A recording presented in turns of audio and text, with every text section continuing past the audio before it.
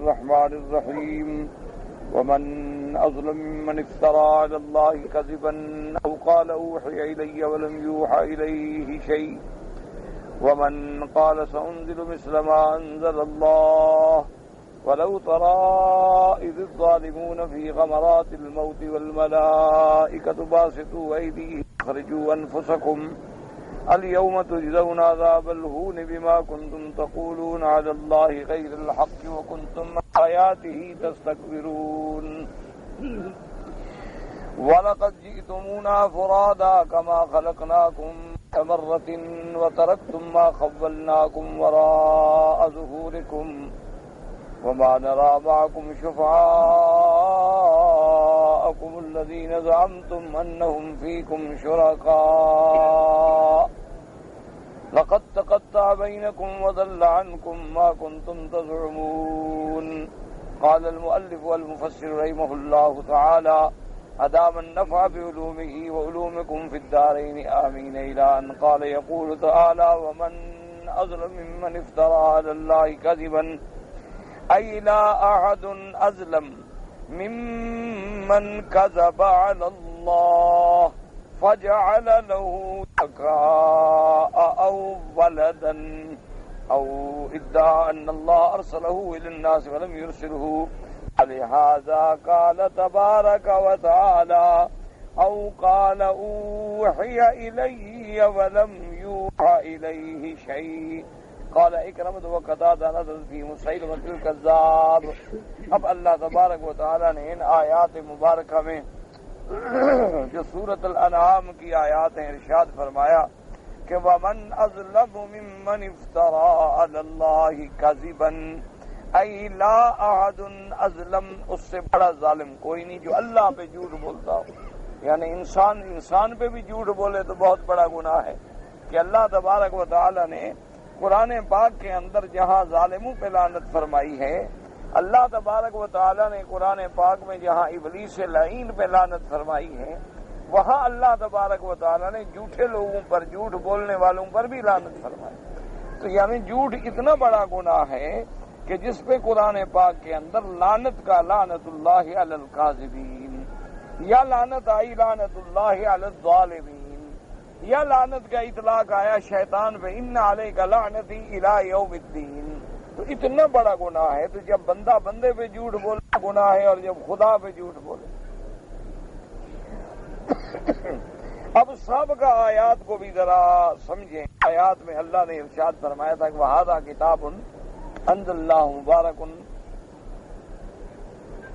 مُصَدِّقٌ بَيْنَ يَدَيْهِ وَلِتُنذِرَ أُمَّ الْقُرَىٰ وَمَنْ حَوْلَهَا. اللہ پاک نے حضور صلی اللہ علیہ وسلم کو فرمایا تھا کہ یہ کتاب جو ہم نے قرآن اتارا ہے یہ کیسی مبارک کتاب ہے، برکت والی کتاب ہے، اور سب اس سے پہلے جتنی کتابیں گزری ہیں ان سب کی تصدیق کرنے والی. اور اس کتاب کے ساتھ ہم نے آپ کو مقام رسالت پہ رکھا ہے کہ آپ پوری دنیا کو لتنذر ام القریٰ ومن حولہا. اب من حولہا میں تمام کائنات کا ذرہ ذرہ آ جاتا ہے.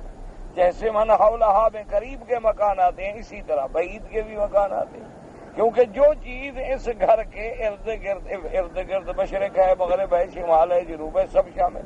جب حضور صلی اللہ علیہ وسلم پر اس بات وحی اور حضور صلی اللہ علیہ وسلم کی اس بات رسالت، آپ کی رسالت عامہ الی جمیع الخلق، الی جمیع الانس والجن اور الی یوم القیامہ کا اس بات ہو گیا، تو اب ان کا ذکر کیا جاتا ہے کہ جنہوں نے جھوٹے دعوے کیے نبوت کے، جن کے بارے میں میرے آقا نے سرکار دو جہاں صلی اللہ علیہ وسلم نے ارشاد فرمایا تھا ثلاثون دجالون کذابون.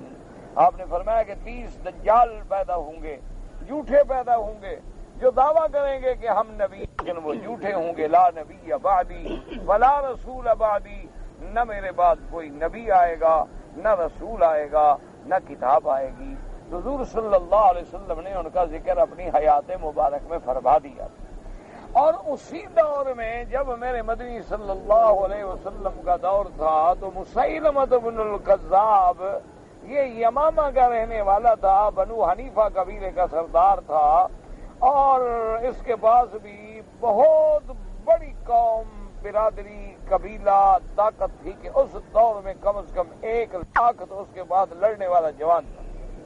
اس دور میں اب اندازہ کریں 1400 سال پہلے 1400 سال پہلے جس کے بعد 1 لاکھ کا لشکر ہو تو حضور صلی اللہ علیہ وسلم کی خدمت میں بنو حنیفہ کا ایک بہت بڑا وفد آیا. حضور صلی اللہ علیہ وسلم نے ان سب کو دین اسلام کی دعوت دی اور دین اسلام کی دعوت کے علاوہ حضور پاک نے ان کو ہدایہ بھی دیے. یہ میرے محبوب کی عادت مبارک تھی کہ جب باہر سے لوگ آتے تھے تو ان کو کچھ نہ کچھ ہدایہ بھی دیتے تھے، کیونکہ ہدیہ دینے سے آدمی کا دل جو ہے وہ مائل ہوتا ہے، قریب ہوتا ہے، تعلق بڑھتا ہے، محبت بڑھتی ہے. جب حضور نے ہدایہ دیے تو انہوں نے کہا کہ یا رسول اللہ صلی اللہ علیہ وسلم کہ ہمارا جو سردار ہے نا مسیلمہ، ہم جب وفد میں آ رہے تھے آپ کی خدمت میں تو وہ باہر مدینے کے رک گیا ہے، ادھر تو نہیں آیا. اس نے کہا کہ میں حضور کی خدمت میں نہیں جاتا، لیکن وہ ہمارا سردار ہے، اگر اس کے لیے بھی آپ کوئی ہدیہ دے دیں تو ہو سکتا ہے اس کی طبیعت میں بھی اللہ تبارک و تعالیٰ کوئی رجحان پیدا کر دیں. حضور نے اس کے لیے بھی ہدیہ دے دی. اب جب مسیلمہ کو حضور صلی اللہ علیہ وسلم کا ہدیہ ملا تو کہنے لگا کہ اچھا اللہ کے نبی نے مجھے ہدیہ بھیجا ہے تو چلو ٹھیک ہے میں بھی حضور سے پھر بات کرتا ہوں. حضور صلی اللہ علیہ وسلم کی خدمت میں آیا اور آگے کہنے لگا کہ یا محمد صلی اللہ علیہ وسلم میں مسلمان ہونا چاہتا ہوں، میں اسلام قبول کرتا ہوں اور آپ کو پتا ہے کہ میری بہت بڑی طاقت ہے، بہت بڑی قوت ہے، بڑا قبیلہ ہے، بڑی فوج ہے، اور جب میں مسلمان ہو جاؤں گا تو وہ لاکھوں لوگ جو ہیں وہ خود بخود مسلمان ہو جائیں گے، پھر ان کو تو کوئی اعتراض نہیں ہو سکتا. لیکن آپ ایک شرط کریں، میری ایک شرط ہے وہ قبول فرما لیں تو میں اسلام لے آتا ہوں. حضور صلی اللہ علیہ وسلم سن رہے تھے، فرمایا ہاں بتلاؤ کیا بات، کیا شرط ہے؟ اس نے کہا کہ یا محمد صلی اللہ علیہ وسلم آپ میرے ساتھ ایک معاہدہ کریں، جب تک آپ کی حیات مبارک ہے، نبوت بھی آپ کی، رسالت بھی آپ کی، سرداری بھی آپ کی، بادشاہی بھی آپ کی، میں بالکل غلام بن کے رہوں گا، لیکن آپ کی وفات کے بعد جو آپ کی خلافت ہے وہ مجھے دی جائے. اگر آپ یہ شرط قبول فرما لیں تو میں اپنے پورے قبیلے کے ساتھ مسلمان ہو جاتا ہوں. حضور سرکار مدینہ صلی اللہ علیہ وسلم کے ہاتھ میں ایک چھڑی تھی، چھوٹی سی عود کہتے ہیں عام لکڑی. حضور صلی اللہ علیہ وسلم نے فرمایا مسیلمہ تم تو خلافت کی بات کرتے ہو، یہ چھڑی بھی مانگو نا تو میں تمہیں دینے کے لیے تیار نہیں ہوں. تم اسلام شرطیں لا کر لانا چاہتے ہو؟ یہ کون سا اسلام ہے کہ مجھے خلافت دو گے تو میں مسلمان، خلافت نہیں دو گے تو میں کافر، مجھے عہدہ دے دو تو میں مسلمان اور عہدہ نہ دو تو میں کافر؟ یہ کون سا اسلام ہے؟ آپ نے فرمایا کہ بالکل یہ جو لکڑی میرے ہاتھ میں ہے نا، یہ لکڑی بھی میں تمہیں دینے کے لیے تیار تھی. تو انہوں نے کہا کہ اچھا پھر ٹھیک ہے، پھر میں بھی مسلمان نہیں ہوتا اور میں آپ کا مقابلہ کروں گا. حضور صلی اللہ علیہ وسلم نے خواب دیکھا اور آپ نے اپنے صحابہ رضوان اللہ علیہم اجمعین پر اس خواب کا ذکر کیا. فرمایا کہ میں نے رات خواب دیکھا ہے اور عجیب خواب ہے کہ میرے ہاتھ میں 2 سونے کے کنگن ہیں. سونا پہننا تو حرام ہے مسلمان کے لیے، اور اللہ کے نبی کے ہاتھ میں سونا جو ہے وہ حضور صلی اللہ علیہ وسلم کی امت کے مردوں کے لیے حرام ہے کسی حال میں بھی. یعنی سونے کا زیور، سونے کا گھڑی، سونے کی عینک، سونے کا قلم، سونے کا برتن کسی حال میں بھی استعمال کرنا جو ہے وہ حرام ہے. الا ہاں معذور ہے، کوئی دانت ہے، دانت ٹوٹ گیا ہے، دانت سونے کا لگوا سکتا ہے۔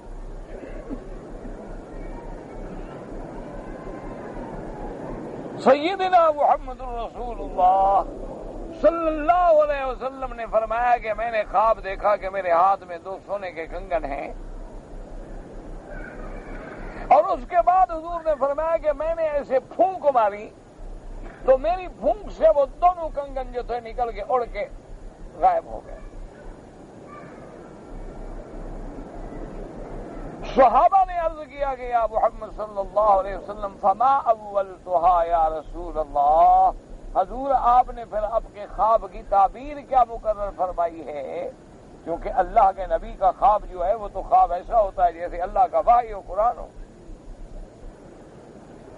نبی سچا، خواب بھی سچے، بات بھی سچی، قول بھی سچا، فرمان بھی سچا۔ ساری دنیا کا خواب غلط ہو سکتا ہے، اللہ کے نبی کا خواب کبھی غلط نہیں ہوتا، وہ وحی ہوتا۔ براہ راست اللہ سے تعلق ہوتا ہے، اس وحی کا بھی، اس خواب کا بھی۔ صحابہ نے پوچھا فما اولتهما یا رسول اللہ، آپ نے تعبیر کیا دی؟ آپ نے فرمایا ہاں میں نے سوچا ہے، اس کی تعبیر یہ ہے کہ 2 جھوٹے آدمی پیدا ہوں گے جو نبوت کا دعویٰ کریں گے لیکن اللہ ان کی قوت کو ختم کر دے۔ تو حضور صلی اللہ علیہ وسلم کے زمانے میں مسیلمہ پیدا ہوا، اور مسیلمہ ابن الکذاب نے نبوت کا دعویٰ کیا، اور اسی طرح بعض روایات میں ہے کہ ایک آدمی عبداللہ ابن سعد ابن ابی سرح جو تھا،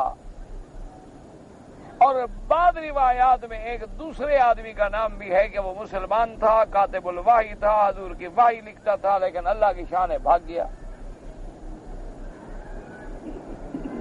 عبداللہ ابن سعد ابن ابی سرح یہ بھی مرتد ہو گیا تھا، حالانکہ یہ بڑا آدمی تھا، حضور صلی اللہ علیہ وسلم کا وحی لکھتا تھا، اللہ کی وحی جب قرآن آتا تو یہ لکھا کرتا تھا، لیکن یہ مرتد ہونے کے بعد مکے آ گیا، یہ تو مشرکین کے ساتھ آ کے مل گیا۔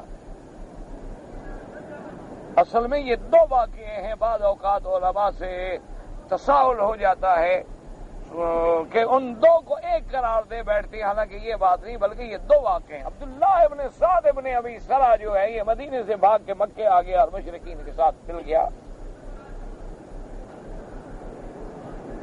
اور یہی عبداللہ ابن سعد ابن ابی سرح تھا کہ جب اطلاع ملی کہ محمد رسول اللہ صلی اللہ علیہ وسلم ہزاروں کا لشکر لے کر مکے پر حملے کے لیے آ رہے ہیں، اور دار الندوہ میں جب سارے مشرکین اکٹھے ہوئے، بڑے بڑے صنادید، ابو سفیان وغیرہ سردار، ان میں ہی عبداللہ ابن سعد ابن ابی سرح بھی شامل تھا، تو اس نے کہا کہ اگر میری رائے لینا چاہتے ہو تو میری رائے یہ ہے کہ تم سب جو ہے جزیہ دینا قبول کر لو۔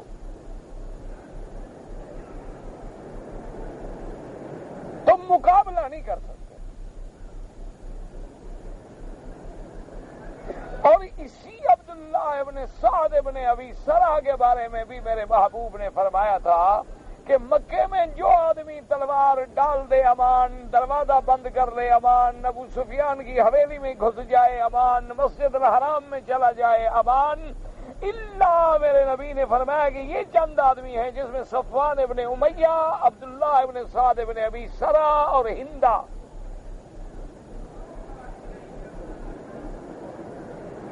حضور نے فرمایا کہ یہ 10 آدمی، حضور نے 10 آدمیوں کے نام لیے باقاعدہ، آپ نے فرمایا کہ وَلَوْ أَنَّهُمْ مُعَلَّقُونَ تَحْتَ أَسْطَارِ الْكَعْبَةِ، اگر وہ اللہ کے کعبے کے غلاف کے نیچے بھی گھس جائے تو ان کو قتل کر دیا جائے، ان کو کوئی امان نہیں ملے گی۔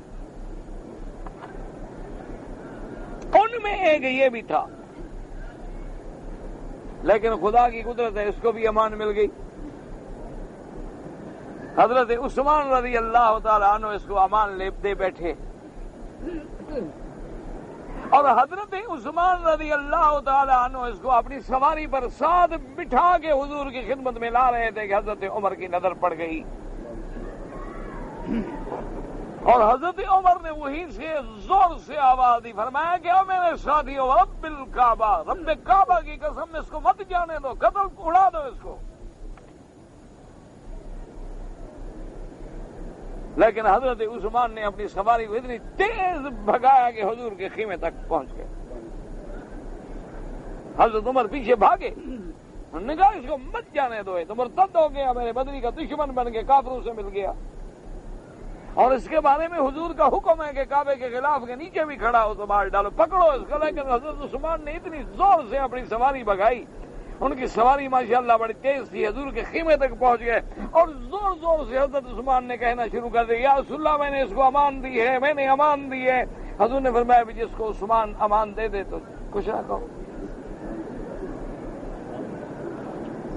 اب جب یہ اندر آیا تو یہ وہ آدمی ہے جس کے بارے میں اس نے کہا کہ یا رسول اللہ مجھے مسلمان کریں، ہاتھ بڑھائے، حضور نے ہاتھ نہیں دیا، پھر چپ کر کے بیٹھ گیا۔ انہوں نے کہا امان تو مل گئی ہے لیکن کب تک؟ اب دوسری دفعہ کھڑا ہوا، اس نے کہا اب سنیا نہ گیا محمد صلی اللہ علیہ وسلم، حضور ہاتھ بڑھائے، میں مسلمان ہونا چاہتا ہوں۔ حضور نے ہاتھ نہیں بڑھایا۔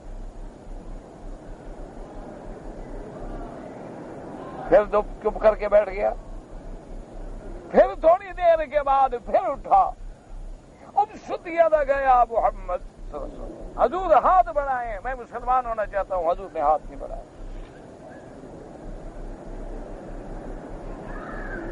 اب حضرت عثمان نے عرض کیا، انہوں نے کہا حضور مہربانی فرمائے، مسلمان ہوتا ہے یہ تو ٹھیک ہے، اس کا جرم بہت بڑا ہے، لیکن اللہ تبارک و تعالیٰ بھی توبہ قبول فرما لیتے ہیں، آپ بھی مہربانی فرمائیں۔ اب چوتھے دفعہ جب کھڑا ہوا تو حضور نے ہاتھ دے دیا اور اسلام قبول، پھر مسلمان ہو گیا پکا، پھر تو اللہ نے رحمت کر دی، مسلمان ہو گیا، اسلام قبول کر لیا۔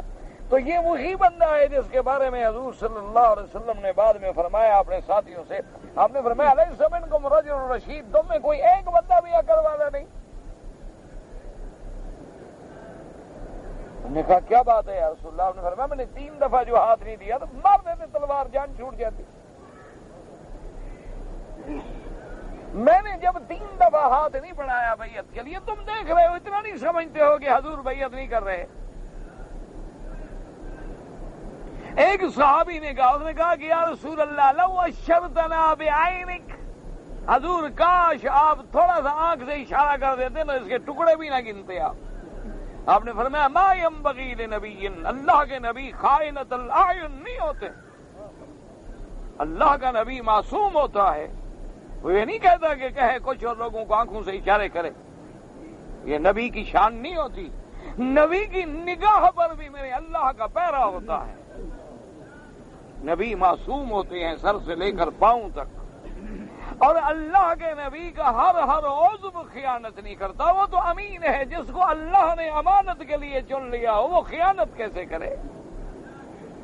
جس کو اللہ نے اپنے وحی پر امین رکھا ہو۔ تو یہ عبداللہ ابن سعد ابن ابی سرح تھا جو مرتد ہوا تھا، اور اسی طرح بنو حنیفہ کا ایک نوجوان تھا جو مسلمان تھا اور وہ بھی مرتد ہو کے مسیلمۃ الکذاب سے مل گیا، اور مسیلمۃ الکذاب نے بھی دعویٰ کیا کہ بھئی میں اللہ کا نبی ہوں، اور میں اللہ کا نبی ہوں، اور نعوذ باللہ اللہ کی وحی مجھ پہ بھی آتی ہے۔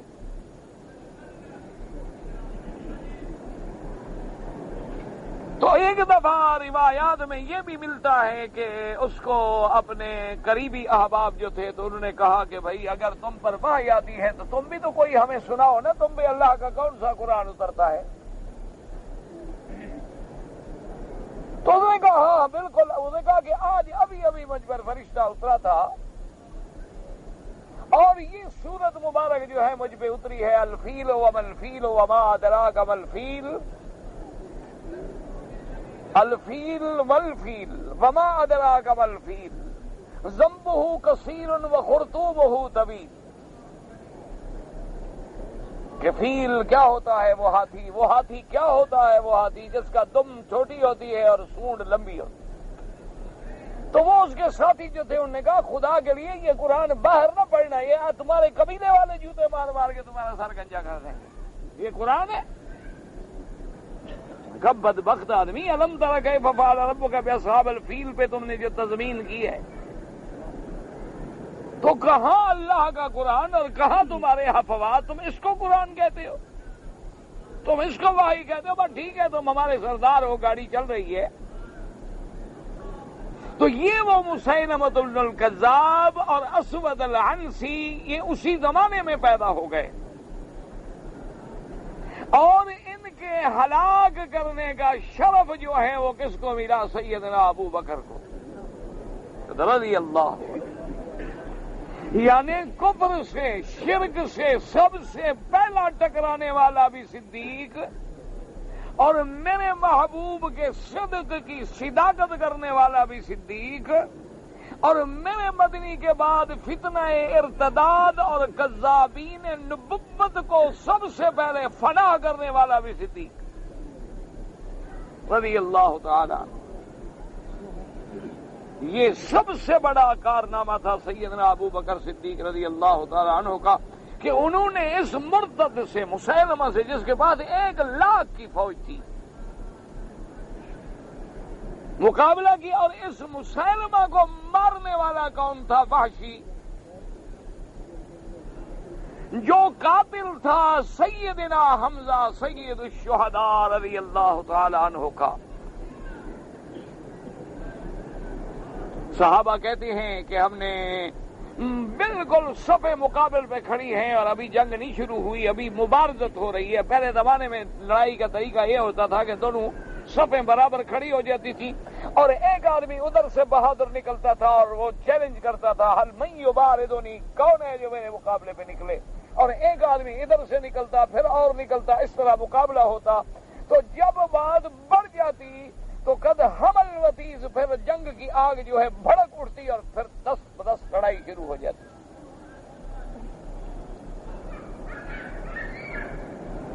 صحابہ رضوان اللہ علیہم اجمعین فرماتے ہیں کہ صفیں کھڑی ہیں اور سامنے 1,00,000 کا لشکر ہے،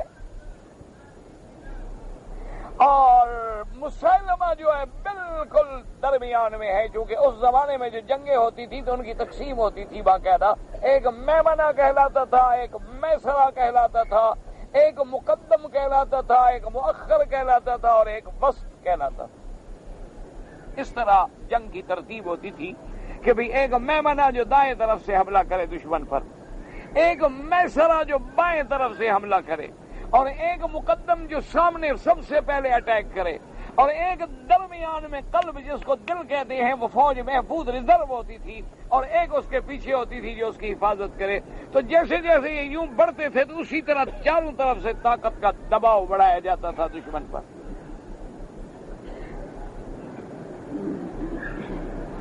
تو صحابہ کہتی ہیں کہ ہم نے دیکھا کہ دور سے ایک سوار ہے گھوڑے پر، اسی لیے ایک روایت میں آتا ہے، میرے مدنی پاک کا فرمان ہے صلی اللہ علیہ وسلم، ان اللہ یحب النقل علی النقل۔ تو صحابہ بھی حیران ہو جاتے تھے، کبھی حضور عربی کا ایسا لفظ بولتے تھے نا کہ صحابہ عربی ہونے کے باوجود بھی نہیں سمجھتے۔ جب حضور نے فرمایا کہ ان اللہ یحب النقل علی النقل، تو صحابی نے کہا ومن نقل ہو یا رسول اللہ، ہمیں تو سمجھ نہیں آیا، کیونکہ یہ لفظ بڑا متشابہات میں آتا ہے نا، ان لدینا انکالا وجہیما، انکال بھی جمع ہے نقل کی، لیکن تھوڑا سا فرق ہے۔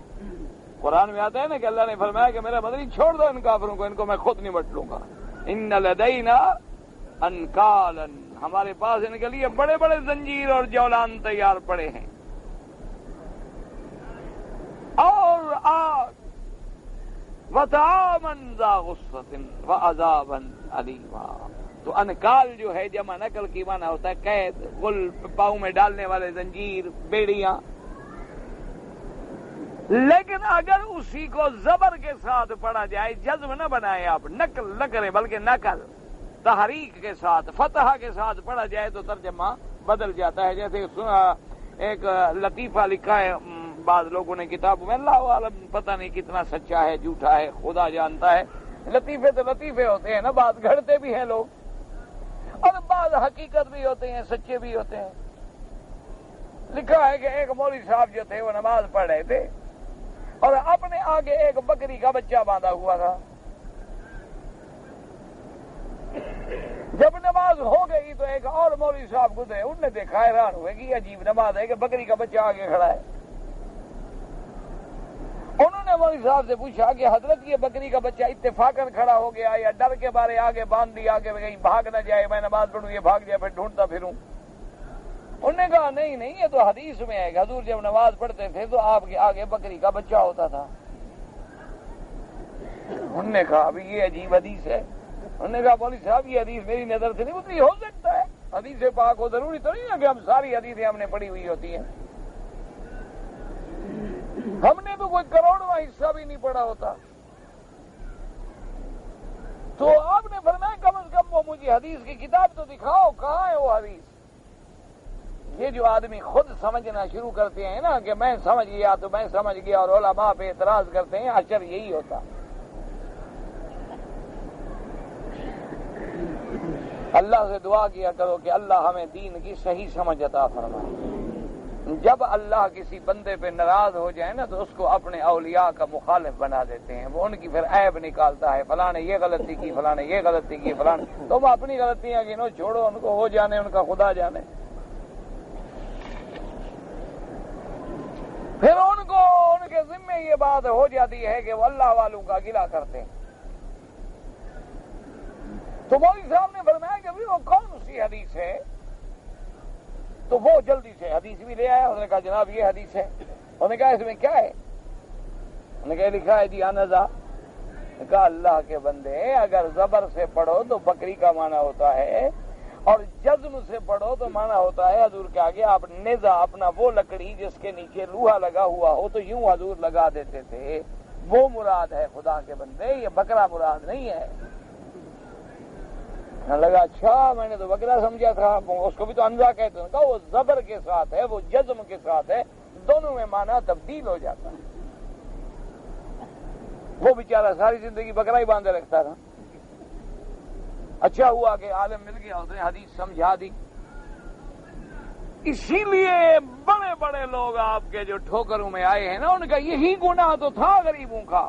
بڑے بڑے لوگ، کوئی قادیانی بن گیا، کوئی پرویزی بن گیا، کوئی چکڑالوی بن گیا، کوئی کرامیہ قدریہ بن گیا، کوئی جہمیہ بن گیا، بڑے بڑے لوگ تھے، بڑے قداور لوگ تھے جن کی ساری زندگی مطالعے میں گزری لیکن کسی استاد سے نہیں پوچھا۔ انجام یہ ہوا کہ گمراہ ہو۔ اسی لیے اب آپ کو سمجھیں، قرآن میں لفظ ہے نقل اور ایک ہے نقل۔ تو قرآن کہتے ہیں ان لدینا انکالا وجحیما وطعاما ذا غصۃ وعذابا علیما۔ تو وہاں انکال کا معنی ہے قید، انکال کا معنی ہے بیڑیاں، انکال کا معنی ہے وہ پاؤں میں جو زنجیریں ڈالی جاتی ہیں قیدیوں کو۔ اللہ اکبر۔ اور یہاں حضور نے فرمایا کہ ان اللہ یحب النقل علی النقل، اللہ محبوب رکھتے ہیں نقل کو نقل پہ۔ صحابہ نے کہا حضور سمجھ نہیں آیا۔ آپ نے فرمایا الرجل القوی المجرب علی الفرس القوی المجرب، کہ اگر سوار بھی قوی ہو اور گھوڑا بھی قوی پھر اللہ کے لیے جہاد کرے وہ اللہ کو بڑا محبوب ہے۔ تو یہاں مراد یہ ہے کہ رجل القوی المجرب۔ اب دیکھیں کہاں وہ زنجیریں اور کہاں رجل۔ اور حضور صلی اللہ علیہ وسلم نے فرمایا کہ جب وہ مجاہد فی سبیل اللہ، اللہ کے راستے میں جہاد کرتا ہے، گھوڑے پہ بیٹھتا ہے اور گھوڑا دوڑتا ہے، تو صحابہ کہتی ہیں کہ ہم صفیں بنا کے کھڑے ہیں، دور سے ہم نے دیکھا کہ ایک سوار ہے گھوڑے پہ آ رہا ہے، گھوڑا بھی بڑا قوی ہے اور بڑا قیمتی گھوڑا ہے، عربی اور نسل گھوڑا ہے۔ اللہ اکبر۔ آج تو ہم عربی بھی بگڑ گئے، عجمی بھی بگڑ گئے۔ آج تو ہم سارے بگڑ گئے ہیں نا، ورنہ ان کے تو گھوڑے بھی اصلی ہوتے تھے، بندے تو بندے ہو گئے۔ ان کی نسل کا تو گھوڑا بھی کبھی دھوکہ نہیں کرتا تھا، عربی نسل گھوڑے جو تھے وہ بھی اتنے سچے وفادار ہوتے تھے کہ کبھی مالک کو چھوڑ کے نہیں جاتے تھے۔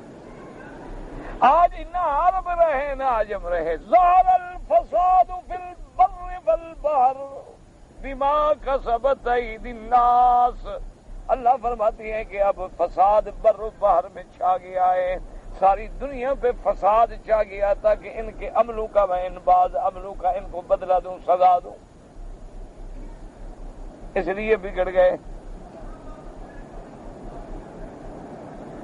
تو اب کہتی ہے کہ وہ جب آیا تو صحابہ کہتے ہیں ہم دیکھ رہے ہیں دور ہے، ہم دیکھ رہے ہیں پتہ نہیں کون ہے، دشمن ہے، ہمارا ہے، دشمن کا ہے، اور کہتی ہیں کہ وہ ایسا گھوڑا ماشاءاللہ ہم نے نہیں دیکھا، اتنا قوی گھوڑا کہ آیا اور ایسے جیسے باز اور شاہین اڑتا ہے ایسے گھوڑا اڑا اور سیدھا وسط میں گیا، سیدھا۔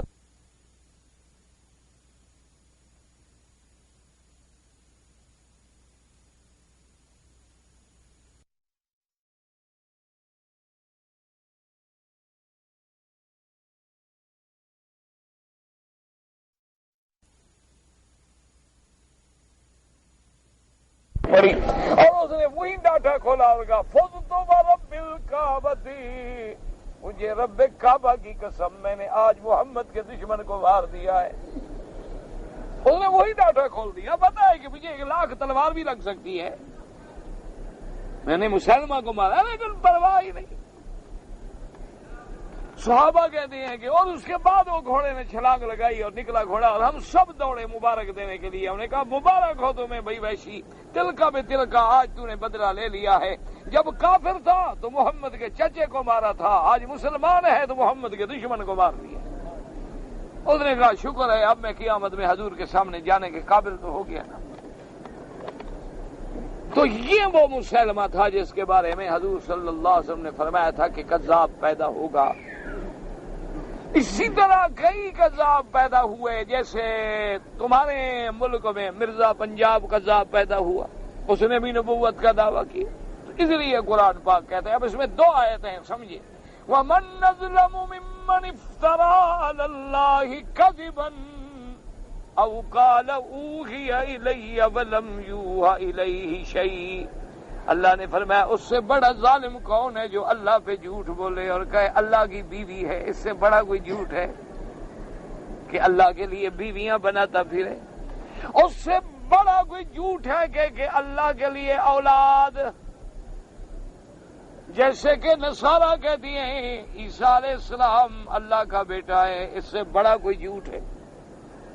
جیسے یہودی کہتی ہیں اللہ معاف کرے کہ حضرت عزیر اللہ کا بیٹا ہے، قرآن میں موجود ہے، قالت اليہود عزیر ابن اللہ وقالت النصارى المسیح ابن اللہ۔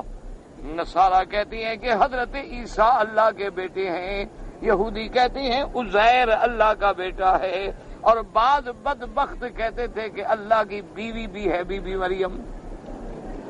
اور بعض مکے والے کفار قریش جو تھے وہ کہتے تھے کہ جتنے فرشتے ہیں وہ سب اللہ کی لڑکیاں اور بیٹیاں ہیں۔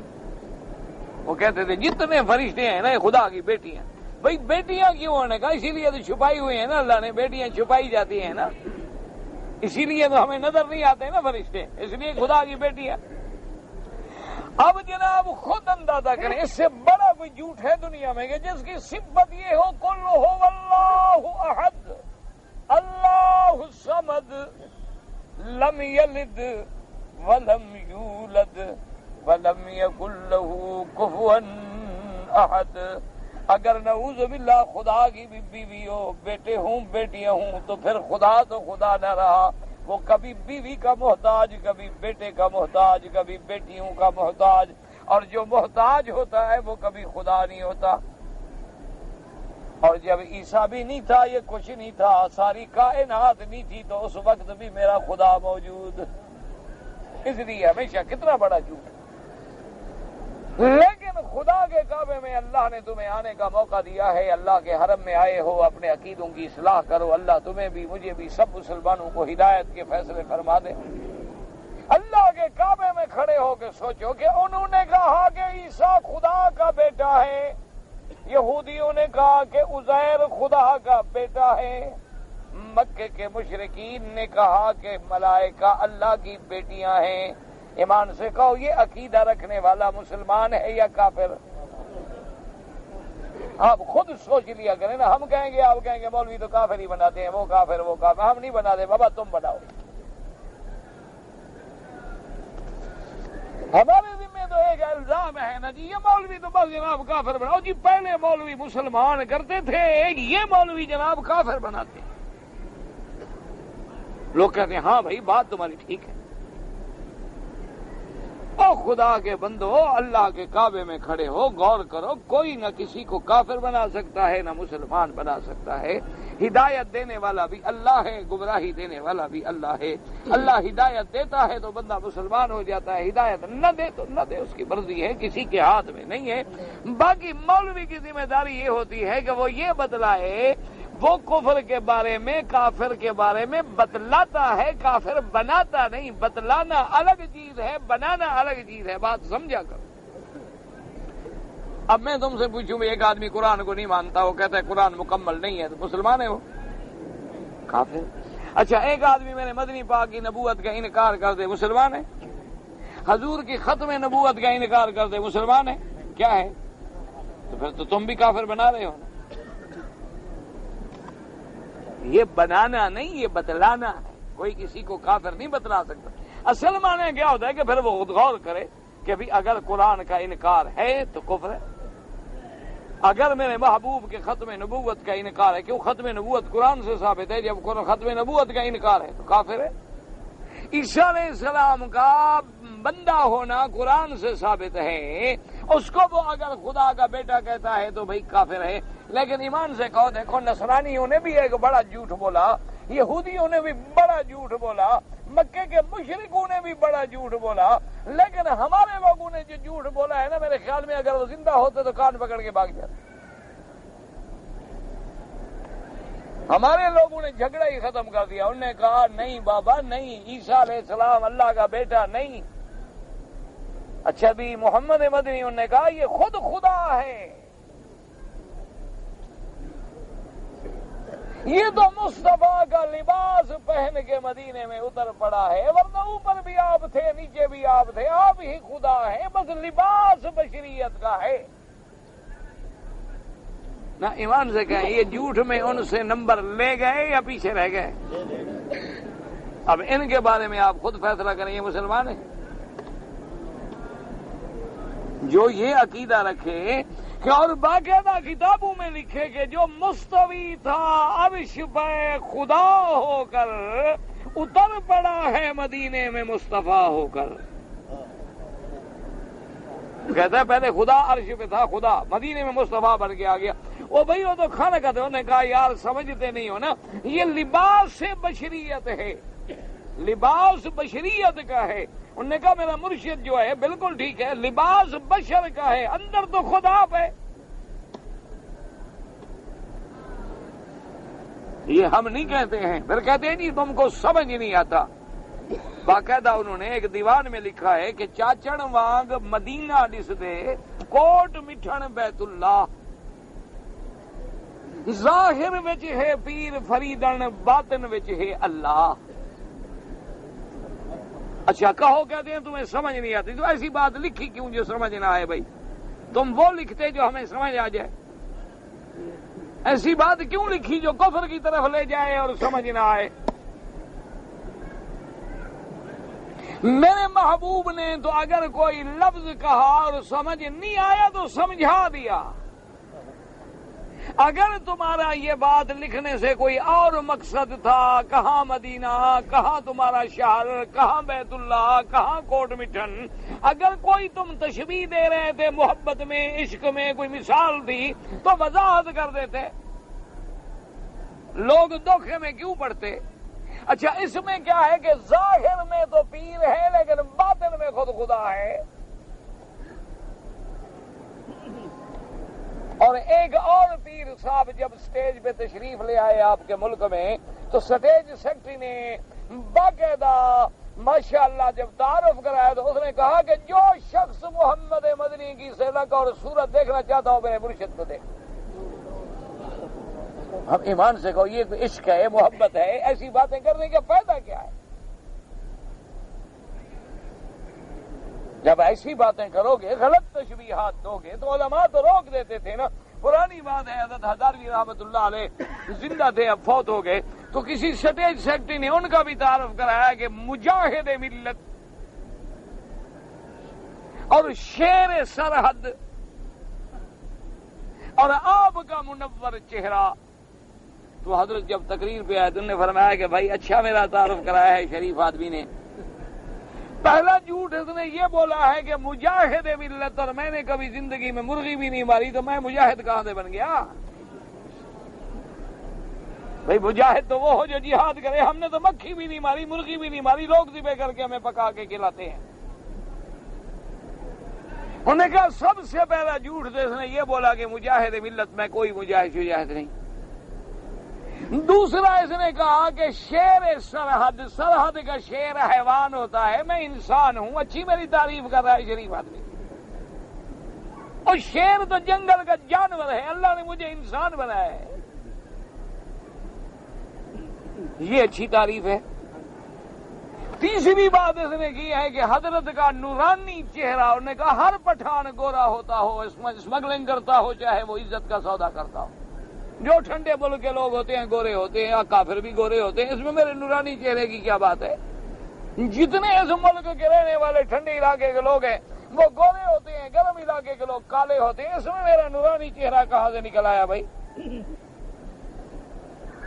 تو علماء حق تو اسی وقت تردید کر دیتے تھے تاکہ کوئی بندہ کسی دھوکے میں مبتلا نہ ہو جائے، کوئی بندہ ہمیں فوق الانسان سمجھنے پہ نہ آ جائے.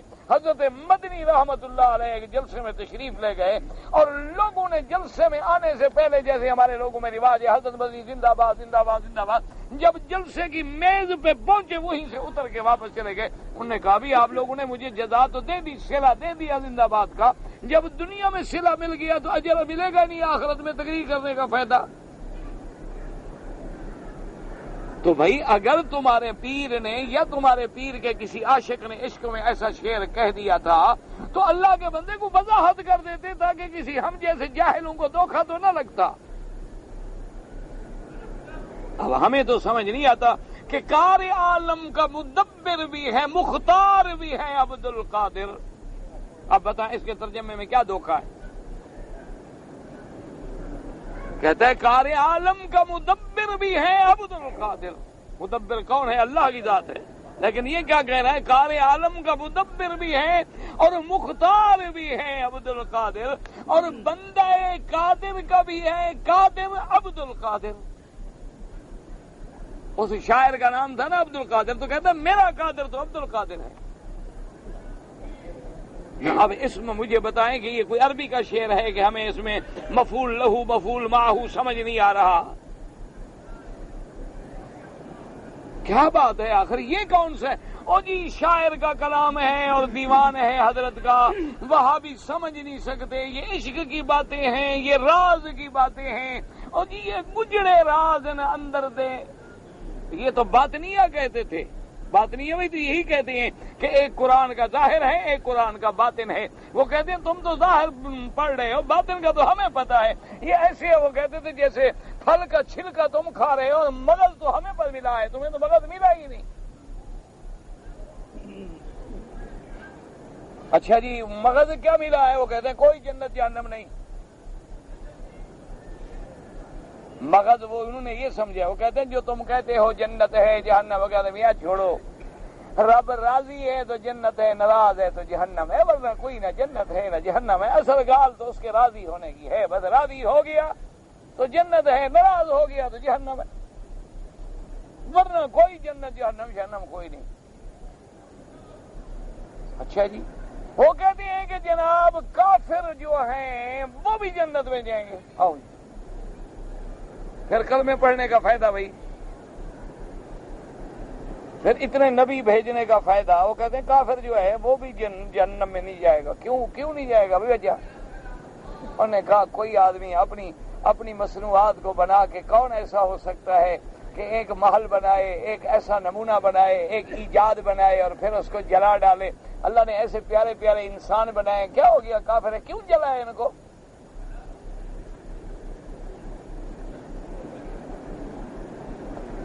نماز، انہوں نے کہا جناب نماز کی کیا بات کرتے ہیں؟ انہوں نے کہا یہ تو وہاں بھی ہیں بیچارے جو ظاہر سمجھتے ہیں رکوع کرو سجود کرو. نماز کا معنی ہے کہ ذکر، اللہ کی یاد. بس جب اللہ کے ساتھ دل ہمارا جڑا ہوا ہے بس نماز ہو گئی. وہ کہتے ہیں یہ نماز وغیرہ تو ابتدائی طالب العلم کا کام ہے. جب بندہ اللہ کے ساتھ ذکر میں واصل ہو گیا پھر نماز کی کیا ضرورت؟ وہ بدبختو، اللہ کے نبی تو مرنے تک نماز پڑھتے رہے، حضور بھی واصل نہیں ہوئے تھے. حضور نے تو مرض الموت میں بھی نماز نہیں چھوڑی. تو اس طرح ایسے کلمات کہنا، اس لیے قرآن کہتا ہے کہ ان سے بڑا ظالم کون ہوگا جو خدا پہ جھوٹ بولے. اتنا بڑا جھوٹ کہ میرے شریک بنا ڈالیں، اتنا بڑا جھوٹ کہ میرے لیے بیوی تجویز کریں، اتنا بڑا جھوٹ کہ میرے لیے بیٹے تجویز کریں، اتنا بڑا جھوٹ کہ میرے لیے بیٹیاں تجویز کریں. اللہ نے فرمایا ان سے بڑا ظالم میرا مدنی کون ہوگا؟ وَمَن أَظْلَمُ مِمَّنِ افْتَرَىٰ عَلَى اللَّهِ كَذِبًا أَوْ قَالَ أُوحِيَ إِلَيَّ وَلَمْ يُوحَ إِلَيْهِ شَيْءٌ. اور اللہ نے فرمایا اس سے بڑا جھوٹا کون ہوگا جو یہ دعویٰ کرے کہ میں بھی نبی ہوں، مجھ پہ بھی وحی آتی ہے، اور حالانکہ اس پہ اللہ نے کوئی وحی نہیں کی. اس سے بڑا جھوٹا کون ہو سکتا ہے جو جھوٹا خدا کی طرف ایسی صفتیں نسبت کرے جس سے خدا پاک ہے، یا ایسا جھوٹ بولے کہ خدا نے مجھ پر بھی وحی بھیجی ہے، میں بھی نبی ہوں. اس لیے حضرت اکرمہ اور حضرت قتادہ فرماتے تھے کہ نزلت فی مسیلمۃ ابن الکذاب، یہ آیت جو ہے مسیلمۃ الکذاب کے بارے میں نازل ہوئی ہے. لیکن یاد رکھو العبرۃ بعموم اللفظ لا بخصوص السبب. آیت چاہے نازل جس کے بارے میں ہوئی ہو، لیکن قیامت تک جو جھوٹی نبوت کا دعویٰ کرے گا اس پر بھی یہ آیت آئے گی. اللہ تبارک و تعالی آپ کو، مجھے، ہر مسلمان کو جھوٹ بولنے سے بچائے، اور دعا کرو کہ اللہ ہمارے عقیدے درست کر دے، اللہ ہمارے خاتمے درست فرما دے، یا اللہ ہمارے ظاہر و باطن کو درست فرما دے. ایک عورت بیمار ہے، اللہ سب کو شفا دے. جو عورتیں بھی بیمار ہیں، مریض ہیں، اللہ سب کی بیماریاں دور فرما دے.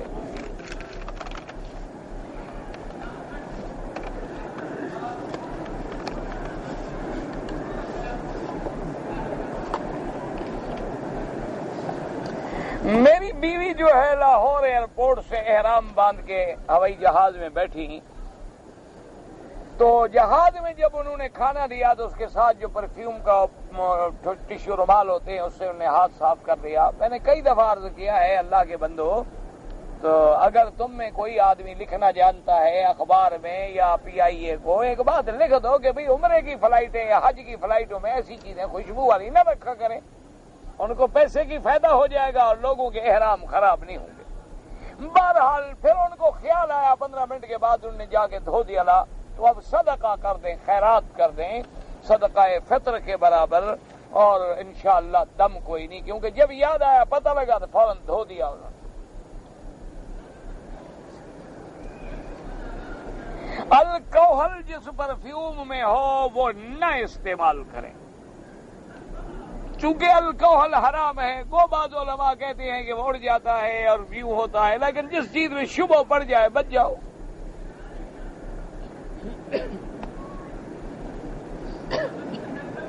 فجر کی نماز کے بعد جب تک سورج نہ نکلے، اور عصر کی نماز کے بعد جب تک کہ سورج غروب نہ ہو جائے، امام ابو حنیفہ رحمۃ اللہ علیہ کے نزدیک ان اوقات میں نماز نہیں پڑھنی چاہیے، چونکہ ایک حدیث ہے حضور پاک کی کہ اس وقت نماز نہیں پڑھنی چاہیے. لیکن امام شافعی رحمۃ اللہ علیہ اور امام احمد ابن حنبل رحمۃ اللہ علیہ کے نزدیک مکہ مکرمہ میں مسجد الحرام میں نماز جو ہے وہ ہر وقت جائز ہے، وہ بھی ایک حدیث مبارک سے استدلال کرتے ہیں کہ حضور نے فرمایا تھا کسی کو منع نہ کرو، جب چاہے طواف کریں، جب چاہے نماز پڑھیں۔ تو بہرحال دونوں احادیث ہیں، اور اس میں کوئی شبہ نہیں کہ اگر آپ بعد میں پڑھیں گے تو سب کے نزدیک افضل و اعلیٰ ہے۔ جو کہتے ہیں کہ پڑھ سکتے ہو وہ بھی کہتے ہیں کہ پڑھ سکتے ہیں، یعنی جائز ہے، اگر کوئی پڑھ لے تو حرج ہے، لیکن اگر بعد میں پڑھے تو سب کے نزدیک افضل و اعلیٰ ہے۔ تو بہرحال مسئلہ یہ ہے، باقی آدمی جس حدیث پر بھی عمل کرے، آمنا و صدقنا۔ اگر مغرب کی اذان کے بعد، چونکہ ایک حدیث مبارک ہے کہ بین کل اذانین صلاۃ، حضور نے فرمایا کہ اذان اور تکبیر کے درمیان میں نماز پڑھو 2 رکعت، تو اس لیے اس حدیث کو سامنے رکھتے ہوئے یہاں ائمہ کرام جو ہے مغرب کی اذان کے بعد وقت بھی دیتے ہیں، ٹائم بھی دیتے ہیں، اور 2 رکعت بھی پڑھتے ہیں۔ لیکن امام ابو حنیفہ رحمۃ اللہ علیہ کے نزدیک ہر نماز میں ہے، یعنی فجر ہے، ظہر ہے، عصر ہے، عشاء، لیکن مغرب میں نہیں۔ وہ کہتے ہیں مغرب کی اذان کے بعد سب سے پہلے جلدی نماز پڑھو، کیونکہ اللہ کے فرشتے جو دن کے آئے ہیں وہ رپورٹ لے کے جا رہے ہیں اور رات والے آ رہے ہیں، تاکہ بندے کا عمل جو ہے وہ چلا جائے۔ اور ایک حدیث میں یہ بھی آتا ہے الا المغرب، کہ ہر نماز میں ہے لیکن مغرب میں نہیں، تو اس لیے ان کے پاس وہ حدیث مبارک ہے۔ اور یہ مسئلے لڑائی کے نہیں ہوتے، یاد رکھو، یہ مسائل لڑائی جھگڑے کے ہوتے ہی نہیں، یہ تو اعلیٰ افضل غیر افضل کے مسائل ہوتے ہیں۔ وہ پڑھ لے الحمدللہ، نہیں پڑھی الحمدللہ، کوئی جھگڑا نہیں، کوئی مسئلہ نہیں۔ یہ تو لڑائیاں اس وقت ہوتی ہیں جب آدمی کا علم نہ ہو۔ حضور پاک صلی اللہ علیہ وسلم کے بال مبارک کاٹتے تھے اور صحابہ میں تقسیم ہو جاتے تھے۔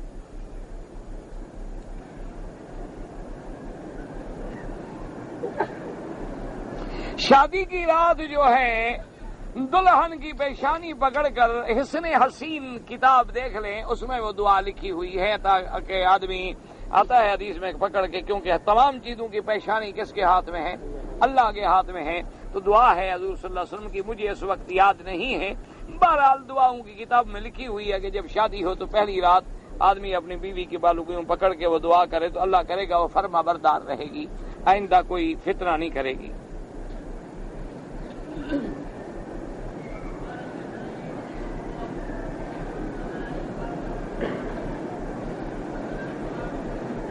میں نے خواب کا بھائی مجھے پتہ نہیں لگتا، اس لیے میں تعبیر نہیں دیا کرتا، کسی ایسے آدمی سے پوچھو جو تعبیر جانتا ہو۔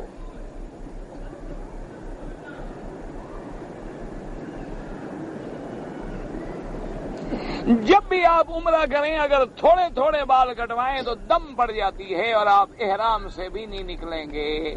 جب بھی عمرہ کرو تو پورے سر پہ اس طرح پھرواؤ، اگر بال نہ بھی ہوں تب بھی اس طرح پھرواؤ، اگر اس طرح نہ پھرواؤ اور بال بڑے ہیں تو پھر چوتھا حصہ بالوں کا سارے سر سے کٹ جائے، یہ نہیں کہ 2 بال ادھر اور 2 ادھر اور 2 ادھر، وہ تو دم پڑ جاتی ہے۔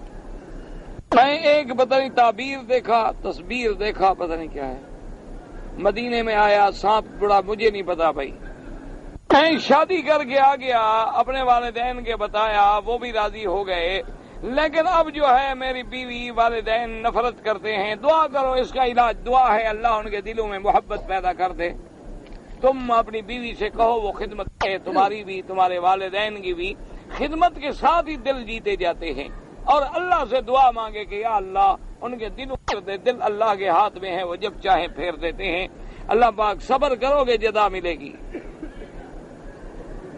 میں نے ایک لڑکی سے شادی کیا، میں نے حق مہر بھی دے دیا، اب اسے طلاق دینا چاہتا ہوں۔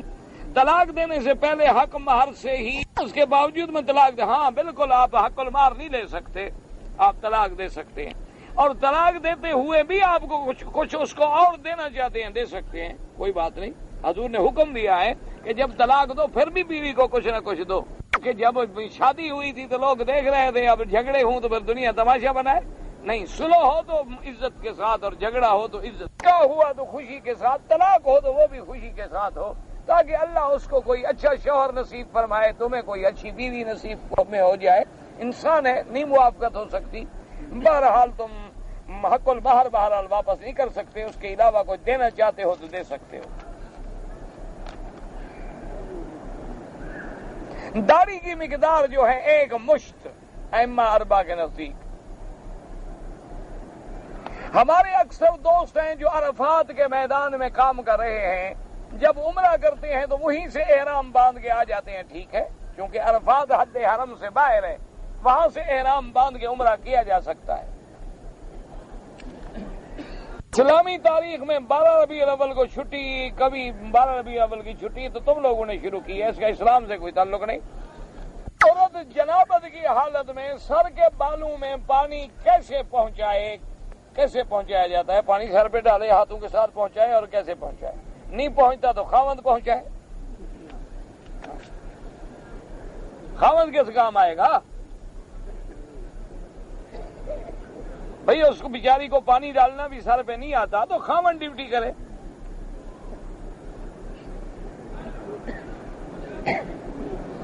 میں نے گزشتہ سال 5 آدمیوں کے ساتھ عمرہ کیا تھا، میں PIA میں ملازم ہوں، اور ہم نے احرام جدے سے باندھا تھا۔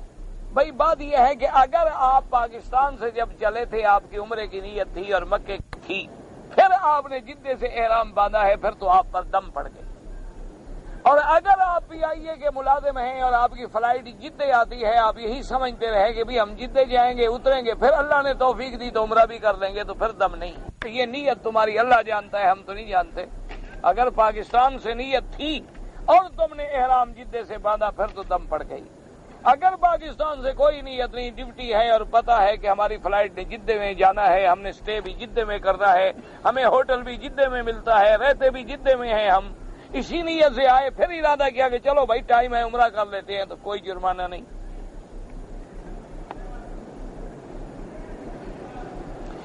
مجھے پیشاب کے قطروں کی تکلیف ہے اور میں بغیر انڈر ویئر کے نہیں رہ سکتا ہوں، اور عمرہ کرنا چاہتا ہوں، تو عمرہ کرنا چاہتے ہو نیچے کوئی اور کپڑا باندھ لو، کوئی ضروری ہے کہ انڈر ویئر سلا ہوا باندھو؟ بغیر سلا ہوا کپڑا باندھ لو، کوئی بات نہیں، مجبوری ہے۔ یا پلاسٹک کی کوئی تھیلی بنا کے باندھ لو، کوئی مسئلہ نہیں، مجبور ہیں آپ، معذور ہیں۔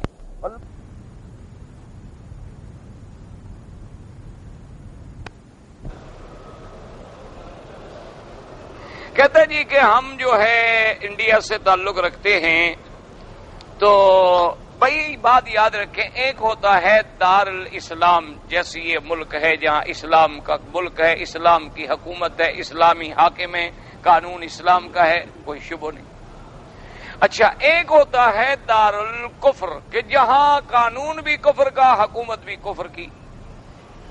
اب پھر اس کی 2 شکلیں بن جاتی ہیں، دار الامان اور دار الحرب، یعنی ہے تو کافر کا ملک لیکن مسلمانوں کو بھی امن ہے، مسلمان بھی امن میں ہیں، مسجدیں ہیں، نمازیں ہیں، عبادت ہے، روزہ ہے، نماز ہے، عید ہے، اپنے ذبیحے ہیں، بکریاں ذبح کرتے ہیں، گائے ذبح کرتے ہیں، کھاتے ہیں، پیتے ہیں، پارلیمنٹ میں ہر جگہ ان کے بھی حقوق ہیں، تو وہ دار الامن کہلاتا ہے۔ اور دار الحرب یہ ہوتا ہے کہ جہاں مسلمان کی جان، مال، عزت، آبرو کی حفاظت نہ ہو، مسلمانوں کی مساجد گرا دی جائیں، مسلمانوں کی عبادت میں آزادی نہ ملے، مسلمانوں کی عزتوں کو لوٹ لیا جائے، تو اس وجہ سے پھر علماء کہتے ہیں وہ دار الحرب ہے۔ تو جب دار الحرب بن جائے تو پھر سود نہیں ہوتا، وہاں سود آدمی لے سکتا ہے۔ کیوں لے سکتا ہے؟ کہ حربی کافر کا تو سارا مال جائز ہے، تو سود کیا مطلب؟ سود تو ہوگا 7% یا 10% یا 20%، تو اسلام حربی کافر کا تو پورا مال بھی ہم لوٹ لیں تو جائز ہے، تو لہذا وہاں سود ہوتا ہی نہیں۔ لا ربا بین المسلم والحربی، مسلمان اور حربی کافر کے درمیان میں سود نہیں ہوتا۔ سود تو تب ہوگا کہ دونوں مسلمان ہوں، یا ایک کافر ہے لیکن دار الامان ہے۔ اب یہ فیصلہ آپ خود کر سکتے ہیں کہ کیا وہاں اسلام کی عزت محفوظ ہے، مسلمانوں کی عزت محفوظ ہے۔ مجھے تو خود ایک ذمہ دار خاندان کی لڑکی نے خود مجھے کہا، اور اس نے مجھ سے خود مسئلہ پوچھا۔ اس نے کہا کہ مجھے یہ بات بتلائیں کہ ہم جس ملک میں اور جس شہر میں رہتے ہیں، تھوڑا سا کوئی جھگڑا ہو جائے تو پھر ہم اپنا یہ برقع پہن کے بازار نہیں جا سکتے کہ ہم پہچانی جاتی ہیں کہ یہ مسلمان لڑکی ہے، تو پھر مجبوراً ہمیں وہ لباس پہننا پڑتا ہے جو ہندو لڑکی پہنتی ہے، مجبوراً ہمیں وہ تلک لگانا پڑتا ہے جو ہندو لڑکی لگاتی ہے، تاکہ ہماری عزت محفوظ رہے، ورنہ راستے میں ہمیں گنڈے پکڑ لیتے ہیں اور بے عزتی کرتے ہیں۔ تو اس میں کیا ہمارے لیے گنجائش ہے کہ ہم اپنی عزت بچانے کے لیے ان کی طرز کا لباس پہن سکیں؟ تو میں نے کہا ہاں گنجائش ہے. تو مجھے تو یہ کہا گیا، اب باقی آپ جانتے ہیں. اگر آپ امن میں ہیں تو دارالامن ہے، اگر نہیں ہے تو پھر دارالحرب ہے، دارالحرب ہے تو پھر سود نہیں ہے. اور بہتر یہ ہے کہ وہاں کے علماء سے آپ رجوع کریں. سورت سجدہ جو ہے، سجدہ جو ہے، سجدہ جو ہے، سجدہ جو ہے، سجدہ جو ہے، سجدہ جو ہے، سجدہ جو ہے، سجدہ جو ہے، سجدہ جو ہے، سجدہ جو ہے، سجدہ جو ہے، سجدہ جو ہے، سجدہ جو ہے،